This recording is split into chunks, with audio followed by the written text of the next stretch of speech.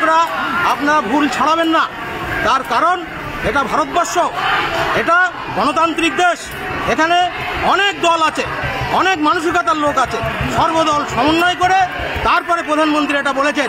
এটা প্রধানমন্ত্রীর ব্যক্তিগত মত না, সব দলের সমর্থন আছে। আজকে তৃণমূলেরও সমর্থন আছে। এখন কি করা উচিত?